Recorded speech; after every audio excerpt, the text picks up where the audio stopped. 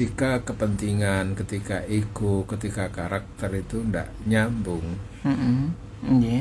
itu kan lalu di situ biasanya lah muncul konflik, muncul Kekacauan. El Victor, teman Anda menciptakan hari-hari penuh keindahan. Keren dan Assalamualaikum warahmatullahi wabarakatuh, Yai. Waalaikumsalam warahmatullahi wabarakatuh. Alhamdulillah sehat walafiat hari ini, Yai. Ya, alhamdulillah sehat walafiat. Alhamdulillah. Sakit berbagi waktu, Yai ya. Ya, ini baru datang tadi. Ya Berapa jam di Allah. rumah, terus ini keluar ini lagi. Alhamdulillah. Mudah-mudahan semuanya lancar, Yai. Amin, Baik. amin. Ya. Pada kesempatan hari ini, Yai, topik kita tentang prahara rumah tangga ini, Yai, Ya, seperti kita prahara bahas. rumah tangga karena takdir atau karena kecerobohan. Karena takdir atau kecerobohan ya. Masya Allah. Nje. Baik Dulur El Victor, mari kita simak kajian pada pagi hari ini bersama guru kita Bapak Dr. Kiai Haji Ilhamullah Semarkan MAG. Baik, Yai, monggo disilahkan, Yai. Assalamualaikum warahmatullahi wabarakatuh. Waalaikumsalam warahmatullahi wabarakatuh. Bismillahirrahmanirrahim. Alhamdulillahirabbil alamin, wassalatu wassalamu ala asyrafil anbiya wal mursalin wa ala alihi wa sahbihi ajma'in, amma ba'd. Faqad qala ta'ala a'udzu billahi minasy syaithanir rajim wa ashiruhunna bil ma'ruf. Shadaqallahul adzim. Kaum muslimin, pendengar dan pengagum cinta Radio El Victor, khususnya program ngaji Katrisnan, Nggih. ngaji cinta, ngaji rumah tangga, semuanya yang dirahmati Allah, dibarakahi Allah. Amin. Alhamdulillah, kita bersyukur pada pagi hari ini ditakdirkan Allah berkesempatan untuk komunikasi, berinteraksi melalui radio yang barokah ini, Amin. di Amin. acara yang penuh berkah, Amin. yaitu menabur cinta dalam kehidupan melalui rumah tangga. Tangga. Temanya ini kayak Trump gitu ya. Inji. Prahara Rumah tangga. tangga. Jadi sudah dibatasi prahara Iya, rumah tangga. karena takdir atau karena Kecerobohan. kecerobohan. Jadi yang perlu untuk kita ketahui dulu, Inji. prahara itu maksudnya apa kan gitu. Inji, artinya gitu ya. Prahara itu maknanya macam-macam ya, sangat tergantung dengan konteksnya. Prahara itu bisa bermakna huru hara, Inji. bisa bermakna kekacauan, Inji. bisa bermakna konflik, Konflik ya ini. bisa bermakna pertengkaran, ya, Inji. bisa bermakna badai, Badai rumah tangga ini ya. Inji. Inji. badai dalam cinta. Dalam cinta. Cuman memang badai itu lebih banyak terkait dengan alam biasanya, Ya. kayak badai angin, topan, banjir dan seterusnya gitu ya. Inji. Jadi ya sebetulnya ya intinya ya tadi itu kekacauan itu. Jadi kalau dalam rumah tangga mungkin prahara itu bisa dimaknai yang lebih tepat itu kekacauan atau konflik, ya, atau pertengkaran, Inji. atau musibah yang terjadi di dalam rumah Tangga. Masya Allah. antar suami istri. Inji. Inji. Kita memaknailah katakan kekacauan cinta, konflik cinta antara keluarga, dalam hal ini antar suami istri. Kan intinya rumah tangga itu kan mempertemukan kepentingan Antara suami istri ini. Nah, iya. Jadi kalau kepentingannya ketemu, sambung, Inji. ya ada take and give, memberi untuk menerima, menerima untuk memberi, terima kasih, menerima lalu memberi, kasih itu memberikan. Nggih. Maka itu biasanya lalu terjalin komunikasi yang linear, komunikasi yang lancar gitu. Masya Allah. Sementara kadang-kadang itu kepentingan antar suami istri itu kadang-kadang tidak sejalan. Nggak sejalan ya. Nah, ya karena memang masing-masing kan punya ego gitu. Nggih. Makanya cinta dalam rumah tangga, cinta suami istri itu kan maknanya kan hubungan mesra antara kepentingan dan kepentingan, antara ego dan ego. Ego. Ya, antara karakter dan Karakter juga. Nggih. antara ilmu dan Ilmu. Sambung apa enggak itu? Ketika kepentingan, ketika ego, ketika karakter itu enggak nyambung, Nggih. itu kan lalu di situ biasanya lah muncul konflik, muncul Kekacauan. Nah, tingkatan-tingkatan ketidaksambungan atau tingkatan konflik itu kan ada konflik kecil, ada perbedaan kecil, ada perbedaan sampai tingkatan besar. Nggih. Nah, maka ketika ada perbedaan yang kecil itu segera untuk diselesaikan. Selesaikan. Ketika perbedaan dan konflik itu sampai membesar, ya semakin runyam. Nah, ya di sini karena semakin sulit penyelesaiannya. Nah, katakan tadi prahara di sini artinya adalah kekacauan. Masya Allah. Ya. Konflik antar suami istri. Ini sesungguhnya karena memang itu takdir Allah atau karena memang kecerobohan manusianya, kecerobohan pasangan suami istri itu. Kan kadang-kadang kalau dikit-dikit orang menyebut ya sudah takdir mau gimana lagi. Ya kan gitu. Biasanya gitu. Itu pasrah atau gimana? Terus akhirnya kan kayaknya Allah itu sebagai gitu bemper gitu, dididik Allah, dididik Allah itu. Takdirnya Gusti Allah. Memang apapun yang terjadi dalam kehidupan manusia secara umum, termasuk dalam kehidupan rumah tangga, itu memang tidak lepas dari kekuasaan Allah, tidak lepas dari qada-qadar Allah. Tapi takdir Allah, qada-qadar Allah itu kan juga sangat berkaitan dengan apa yang diusahakan, yang diikhtiari manusia dalam beraktivitas dalam mengaplikasikan cinta. Iya kan gitu toh.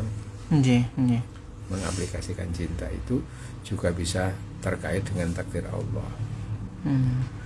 Ketika seseorang melakukan sesuatu, berupaya untuk menempuh jalan yang terbaik, cara yang baik, cara Islamnya begini, cara ilmunya begini, terus kok terjadi masih ada yang namanya prahara dan kekacauan, mungkin barangkali ketika itu sudah orang baru bilang, ya ini mungkin bagian daripada takdir Allah atau ujian. Tapi kadang-kadang orang itu kan tidak bisa memilah dan tidak bisa milah-milah apakah ini ujian ataukah ini sebetulnya adalah teguran atau bencana itu tadi itu. Ya, semuanya memang tidak bisa lepas dari takdir Allah itu. Innallaha la yughayyiru ma biqaumin hatta yughayyiru ma bihim. Allah itu tidak merubah apa yang ada pada suatu kaum kecuali juga kaum itu merubah sendiri. Jadi ada beberapa makna tidak merubah apa yang ada pada diri mereka, itu dalam arti bisa apa-apa yang telah diberikan oleh Allah itu tidak akan dirubah juga kecuali ketika manusia itu mau merubahnya. Insya Allah. Untuk apa yang diberikan oleh Allah yang secara standar itu bisa diusahakan untuk bisa lebih baik lagi, kan itu. Itu maka pentingnya merawat pemberian Allah, mensyukuri pemberian Allah. Tapi juga bisa berubah, bermakna tidak akan merubah apa yang Allah tahu, kecuali manusia mau merubah apa yang ada pada diri mereka. Itu dalam arti merubah karakter, merubah hati, merubah jiwa. Amfusim itu kan bisa bermakna juga jiwa. Artinya kejadian-kejadian yang muncul, perahara-perahara yang muncul itu mungkin karena faktor karakter, karena faktor jiwa orang itu, jiwa suami, jiwa istri. Nah, kita diajarkan untuk senantiasa menata hati, membangun jiwa, kan itu toh, untuk menjadi hati yang baik, jiwa yang baik itu. Nah, jiwa yang baik, hati yang baik itu dalam rangka untuk bagaimana dipertemukan dengan jiwa-jiwa yang baik juga, suami, istri. Makanya seperti yang pernah kami sampaikan ayat Al-Quran, At-Thayyibatu lit-Thayyibin, Wat-Thayyibun lit-Thayyibat. Wanita-wanita yang baik itu idealnya adalah bertemu dengan suami-suami yang baik. Suami-suami yang baik. Sebagaimana ya wanita-wanita yang buruk, wanita-wanita yang jelek, ini jelek dalam arti bukan fisik ya, karakternya. Akhlak itu ya tepatnya cocoknya ya dengan laki-laki yang jelek karakternya gitu. Karena kecenderungan itu kan sudah ada kesamaan gitu.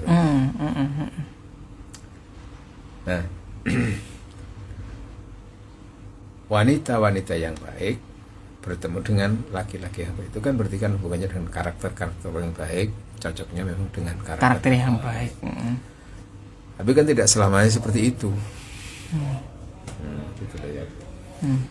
Jadi Allah itu memberikan jalan bagaimana rumah tangga itu tidak mudah dihempas oleh badai, tidak mudah dihempas oleh prahara tadi itu. Kan Allah memerintahkan gitu, fangkihu ma balakum, nikailah yang terbaik buat kamu di antara para wanita. Nah, terbaik ini kan kadang-kadang memaknainya itu kan macam-macam. Ada yang terbaik itu hanya nuruti seneng. Ya, fisik gitu. Nah, itu ya. Allah. Tapi padahal makna yang lebih tepat terbaik itu dalam arti baik akhlaknya, baik agamanya. Akhlak dan agamanya ya sebenarnya. Lalu setelah itu baru mungkin baik dari sisi fisik, oke. Tapi kan itu juga relatif juga kan. Orang itu bisa menjadi kelihatan cantik, tampan itu karena hati kita kayak apa. Iya, tergantung hatinya. Kalau sudah kadung cinta ya apapun yang ada itu baik aja. Gitu. Kalau sudah kadung seneng ya cantik apa nggak cantik pokoknya cantik. Kalau tercantik sedunia gitu. Pengaruh memang gitu. Jadi tergantung jiwanya. Ya memang secara umum tampan, cantik itu mempengaruhi hati juga. Tapi hati juga bisa mempengaruhi ketampanan dan kecantikan. Nah, nikailah yang baik-baik buat kamu itu di situ. Itu kenapa? Ya karena hubungannya dengan perjalanan rumah tangga nanti itu. Nah, sering kadang-kadang baik, ya cantik itu diukur dengan nafsu. Masya Allah. Ukurannya nafsu. Nah, ketika orang itu mau membangun rumah tangga supaya sakinah, lalu berangkatnya itu karena semata-mata faktor nafsu dan faktor fisik, itu biasanya yang sering muncul prahara dalam rumah tangga itu di situ. Karena fisik itu kan gampang berubah. Iya. Termasuk juga harta. Sewaktu-waktu berubah juga. Ya, bisa. Miskin juga. Ya, karena harta itu kan satu sisi memang diharapkan akan mendatangkan kesejahteraan. Ya. Tapi kan harta itu kan sifatnya semu. Wa mal hayatud dunya illa matal ghurur. Kesenangan dunia itu tidak ada kesenangan yang penuh tipu daya. Artinya kalau orang itu melihat semata-mata dari sisi harta lalu mesti untuk rumah tangga bahagia, belum tentu. Insya Allah. Karena juga tergantung bagaimana orang memanage harta itu. Orang menggunakan harta, memanfaatkan harta. Ya kalau ukurannya menggunakan harta itu nafsu ya sudah, cenderung kadang-kadang harta yang dimiliki oleh seorang pasangan itu untuk menyenangkan diri sendiri, bukan menyenangkan pasangannya. Dan kadang-kadang kalau sudah kesenangannya sendiri, nggak peduli dengan kesenangan pasangannya, kan gitu toh. Nggak peduli. Ya awal-awalnya kelihatannya ya aku janjikan engkau sepatu dari kulit sepatu dari kulit buaya atau kulit rusa. Sepatu dari kaca. Kubangunkan istana megah yang berdindingkan intan permata gitu. Tapi kan ketika sudah rumah tangga itu kan realitasnya kayak apa ya, karakter itu. Ya Allah. Maka prahara-prahara yang terjadi dalam rumah tangga, kekacauan itu bisa saja kebanyakan karena faktor kecerobohan manusia. Ceroboh itu bisa bermakna gerusa-gerusu. Gak butuh waktu tapi langsung, nah gitu ya istilahnya, tunjuk poin saja. Atau makna gerusa-gerusu itu bukan semata-mata berkaitan dengan waktu yang pendek atau waktu yang panjang.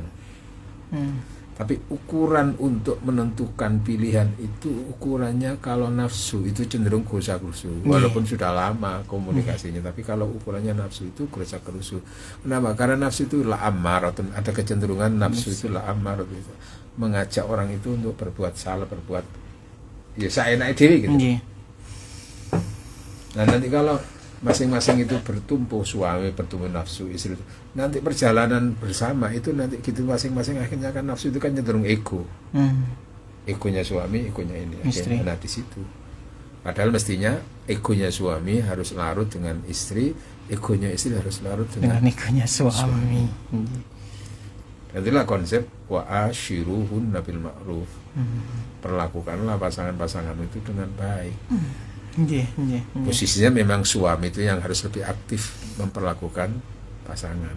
Oh suami ya yang rusak. Yang diperintahkan suami di situ. Karena posisi suami kedudukannya kan ar-rijalu qawwamun 'alan nisa. Laki-laki itu qawwamuna, penegak, pemimpin.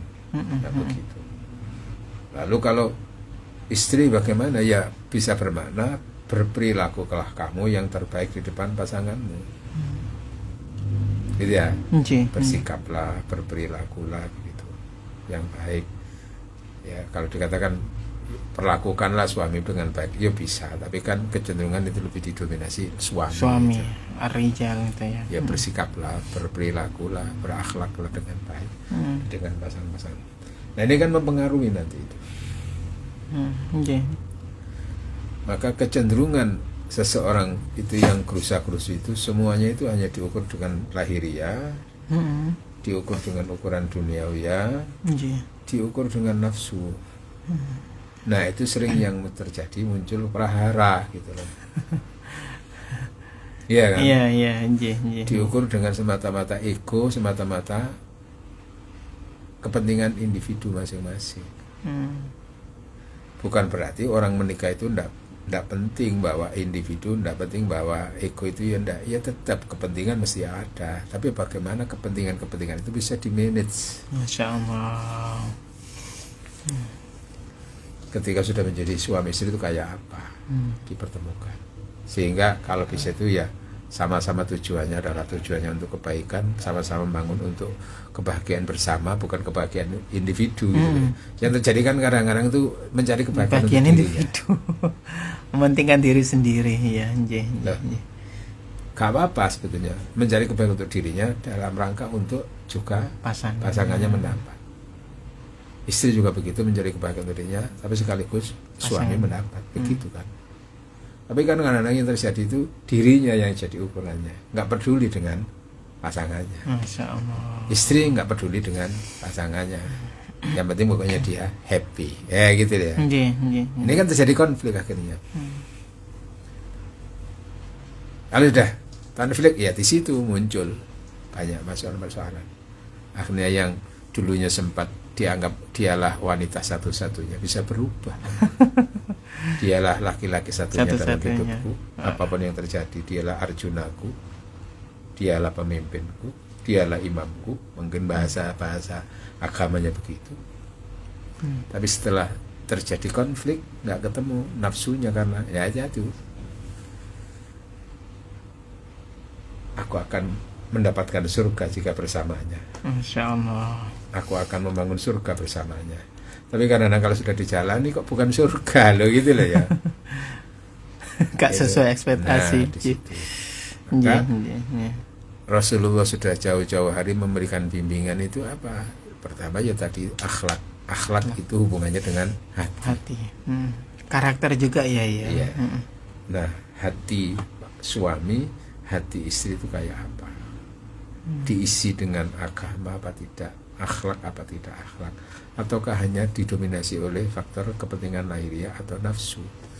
Kalau yang mendominasi itu adalah kepentingan nafsu, kepentingan lahiriah, duniawi, ya di situ sering terjadi konflik. Karena tidak ada kendali agama, tidak ada pondasi agama, tidak ada perekat agamanya.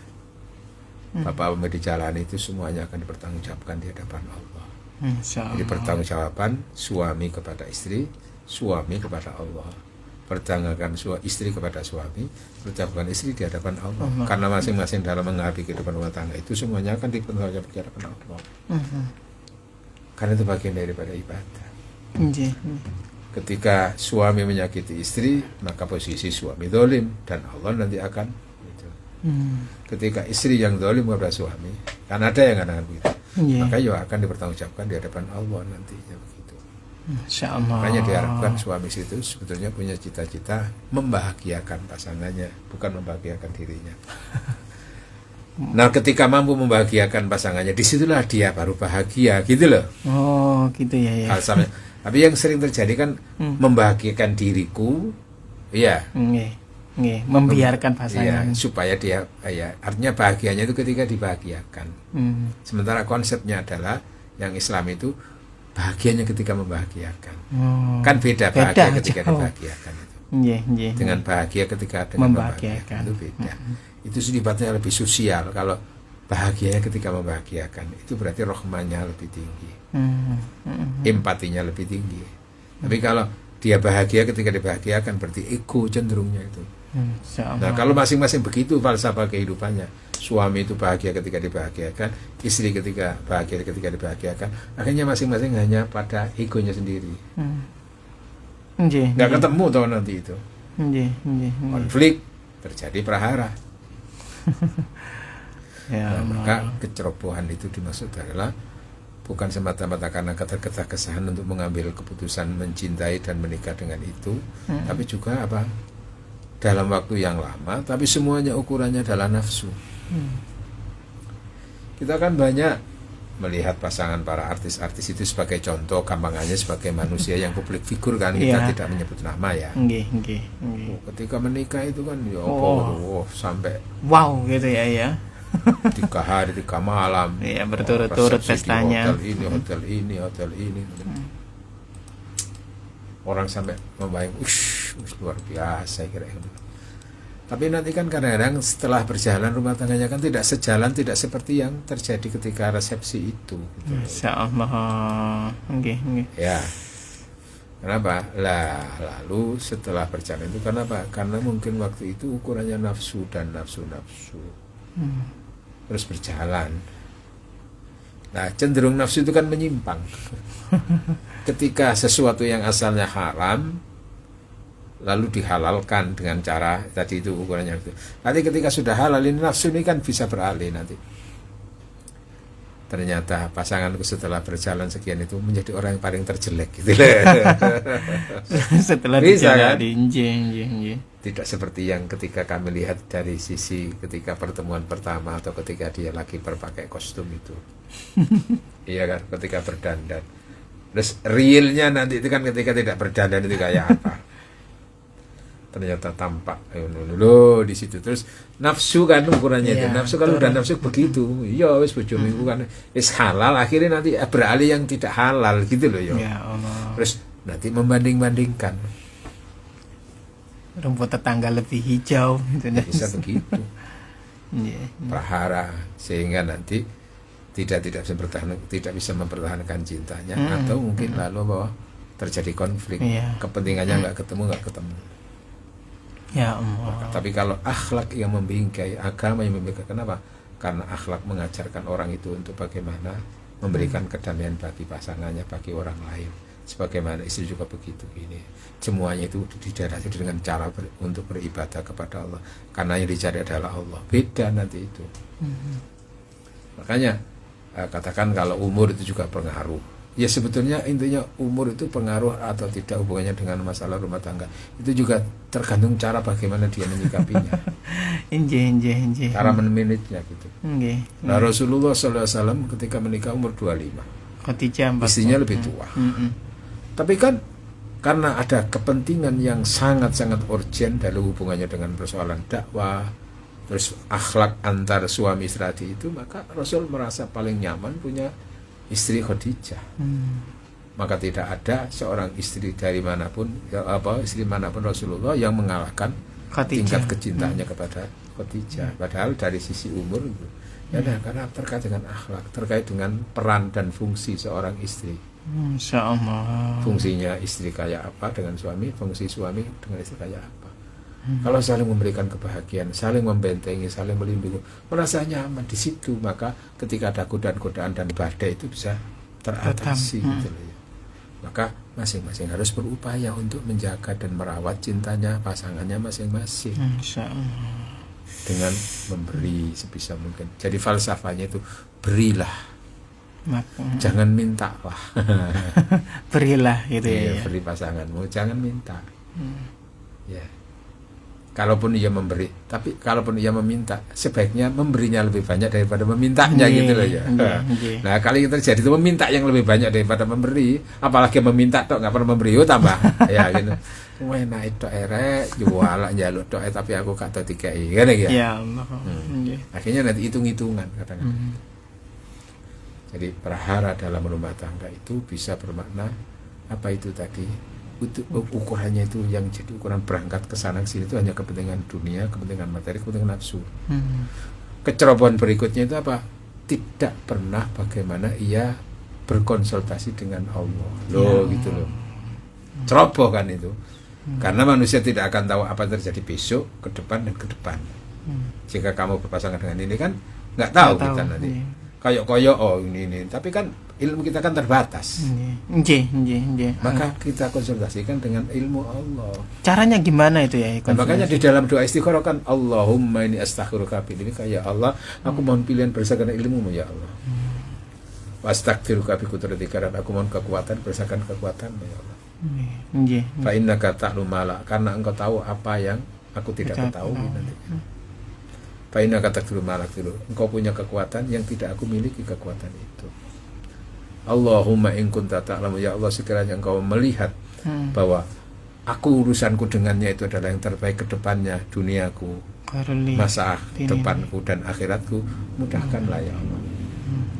Tapi kalau sekiranya apa yang selama ini aku pandang baik tapi tidak baik menurut kamu ya Allah, maka alihkan hati ini, alihkan dia dariku, ditoto hati ini gitu ya. Yang noto Gusti Allah. Maka kecerobohan berikutnya itu ya ini tadi, tanpa harus konsultasi dengan Allah, tanpa pendekatan spiritual gitu. Semuanya hanya diukur dengan nafsunya, apalagi hanya diukur dengan ukuran ilmunya yang terbatas. Ya Allah. Itu juga bagian dari kecerobohan. Di situ akhirnya Allah memberikan bimbingan. Ma'asobaka min hasanatin faminallah, apa yang kau terima dalam menjalani kehidupan rumah tangga berupa kebaikan-baikan, itu syukuri, karena itu semuanya dari Allah. Insyaallah. Anugerah. Tapi apapun yang menimpa kamu berupa keburukan, itu jangan langsung menyalahkan Allah. Lihat bagaimana kamu prosesnya itu. Famin nafsik, aku itu karena kamu, kecerobohan kamu, gitulah ya. Supaya tidak langsung takdir gitu. Karena sudah memberikan jalan. Terima kasih, mudah-mudahan penjelasan ini ada manfaatnya. Amin. Baik ya Yai, kita terima pertanyaan ini ya. Dari Ibu Nuril di Sidoarjo ini ya. Ibu Nuril di Sidoarjo ini. Assalamualaikum warahmatullahi wabarakatuh. Yai. Waalaikumsalam warahmatullahi wabarakatuh. Mau tanya Yai, apabila istri atau pasangan, entah itu suami istri, kemudian mereka itu memasang di status media sosial mereka curhatan-curhatan mengenai rumah tangganya, apakah itu termasuk berdosa atau tidak, Yai? Dalam kurung umbar apa ini? Umbar aib. Matur nuwun. Nggih. Menyebarkan aib. Di Al-Quran itu kan dinyatakan gambaran pasangan suami istri itu hunna libasul lakum wa antum libasul lahum. Istri-istrimu itu pakaian buat kamu sebagaimana kamu juga pakaian. Ya, maka makna dari libas itu kan sangat luas fungsinya itu. Menutupi. Ya. Menutupi. Salah satu kan menutupi aib.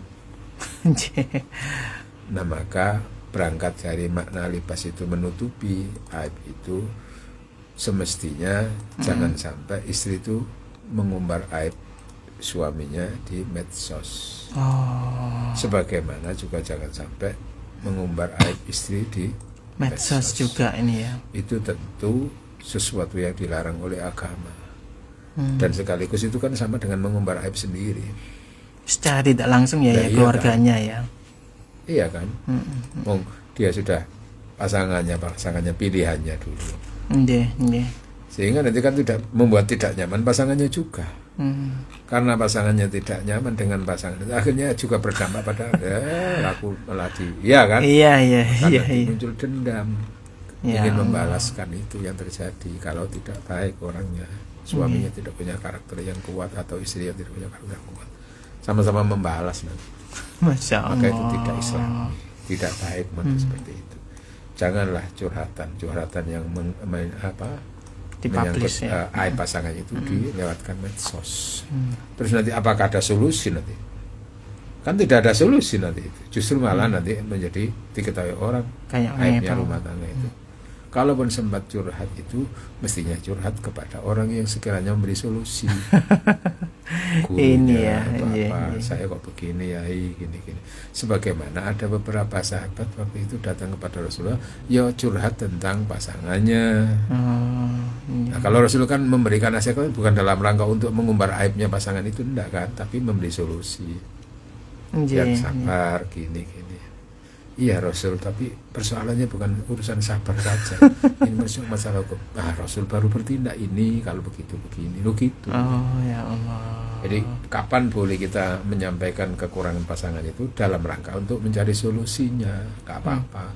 Tapi kalau di medsos, kalau di profil apa itu dapat apa? Nggak dapat apa. Salah kan begitu. Insya Allah. Maka kalau apakah dosa? Ya bisa dosa. Dosa termasuk dosa besar atau bagaimana ya? Ya kalau dikatakan dosa sinda gitu.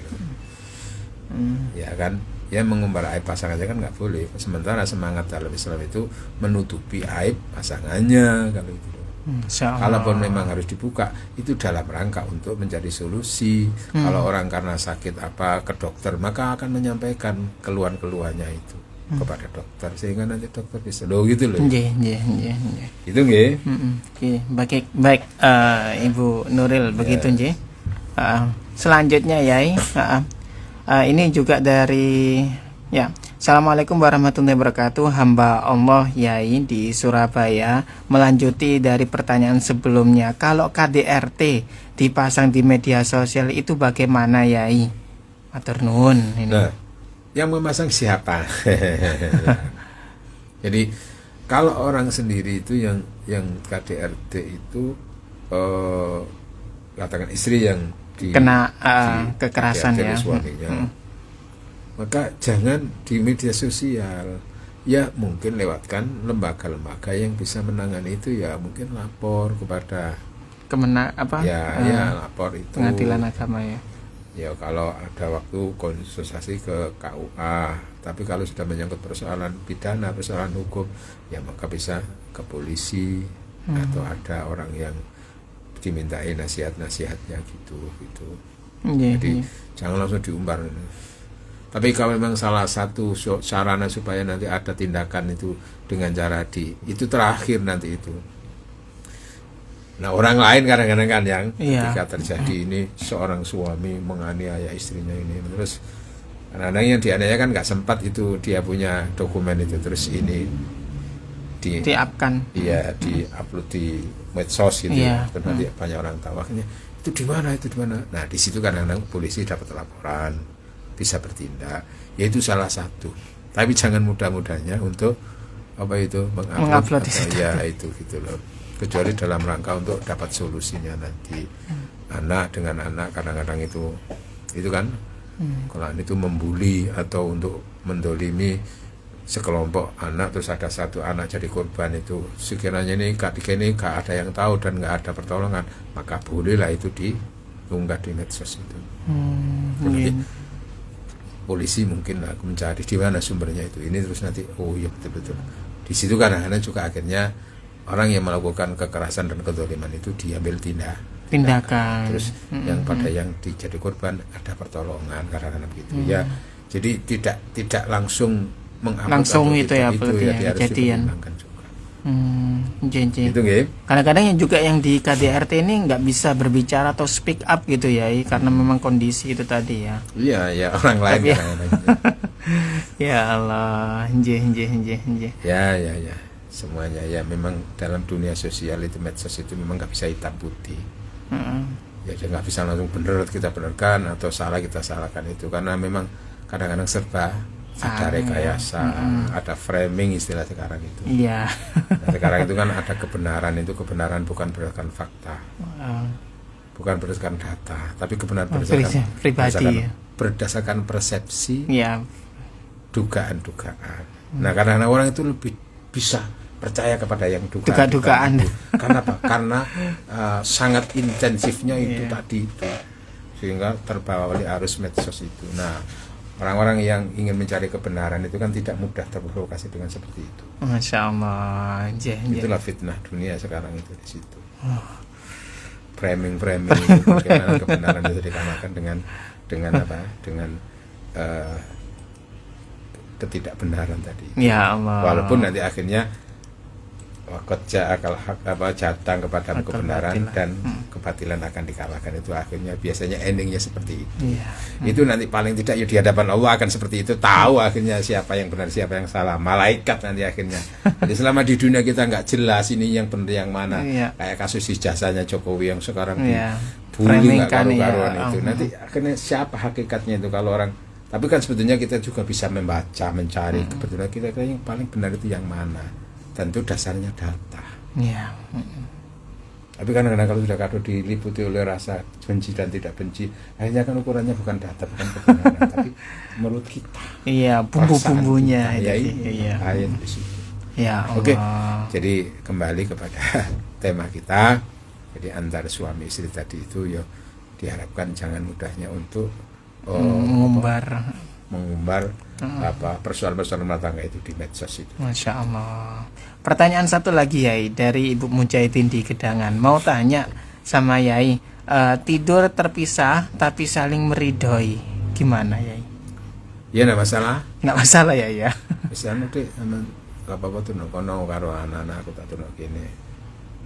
Nah, sewaktu-waktu terus ya engko ketemu maneh tidur kan. Mungkin punya banyak kamar umpamanya begitu. Iya. Ya kalau karena sesuatu terpisah karena tugas suami tidur di sana di Jakarta, istri di Surabaya kan saling meridhoi enggak masalah. Nggak apa-apa ya ya. Ya, karena itu sudah menyangkut hak individu antara suami istri. J, gitu Ibu J. Baik, Ye. Yai, waktunya juga terbatas Yai. Kita tutup dengan doa Yai. Oke, mudah-mudahan apa yang kita kaji pada pagi hari ini menjadi ilmu yang bermanfaat Amin, ya bagi Allah. keluarga kita semuanya, khususnya keluarga ngaji katrisnan. Amin. Al-Fatihah. A'udzubillahi minasyaitonir A'udzubillahi minasyaitonirrajim. Bismillahirrahmanirrahim. Bismillahirrahmanirrahim. Ar-Rahmanir-Rahim.